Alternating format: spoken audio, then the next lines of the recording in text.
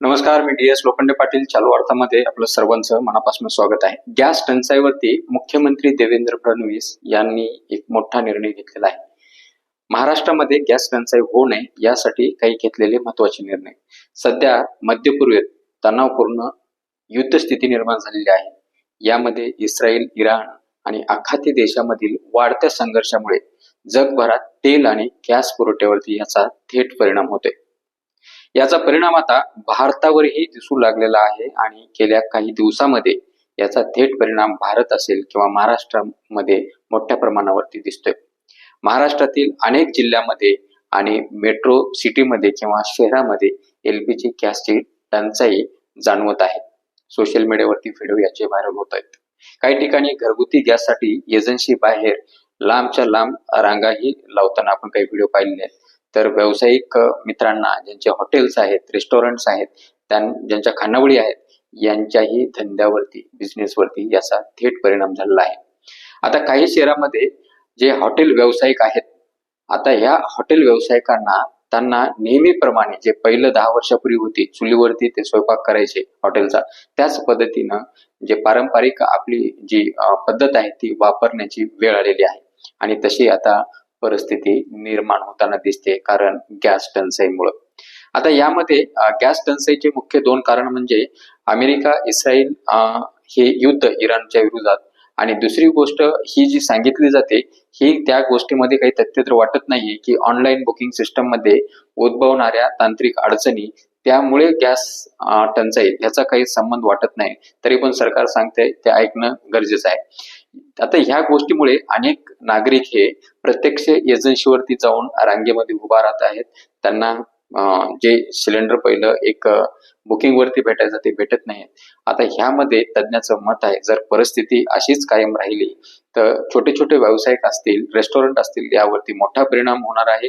त्याचसोबत जे घरगुती एलपीजी सिलेंडर आहेत, उज्ज्वला जे काही योजना होती त्या योजनेमध्ये घर सिलेंडर झालेला आहे, तर त्या सगळ्यांना आता पारंपरिक पद्धतीने चुलीवरतीच आपला स्वयंपाक करावा लागणार आहे, जर ही परिस्थिती सुधारली नाही तर.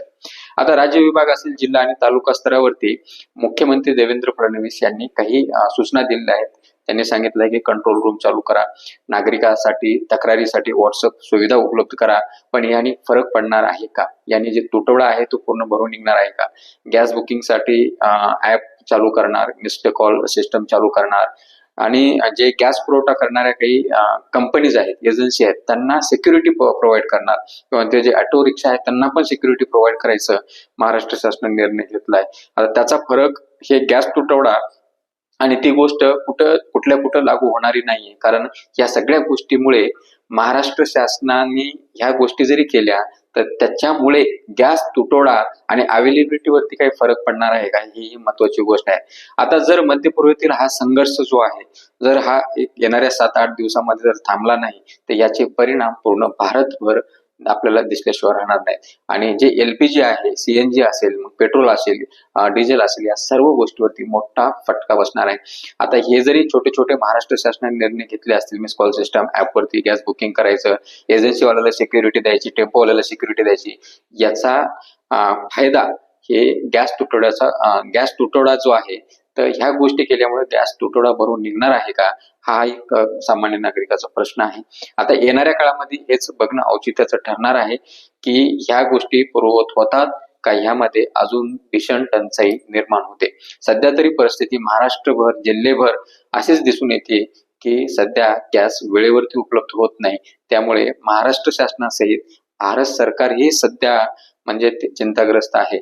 पण जाहीररित्या किंवा लोकांसमोर येऊन अजून ठामपणे हे सांगत नाहीये की आपल्या देशामध्ये किंवा राज्यामध्ये गॅस टंचाई आहे, त्याचा वापर योग्यरित्या करा, किंवा काही त्याच्यावरती उपाययोजना, या गोष्टी ते सांगत नाहीत. हेच सांगण्याचा प्रयत्न करतात नागरिकांना की आपल्याकडे कोणत्याही प्रकारची टंचाई नाही आणि कोणत्याही प्रकारची भविष्यामध्ये टंचाई येणार नाही.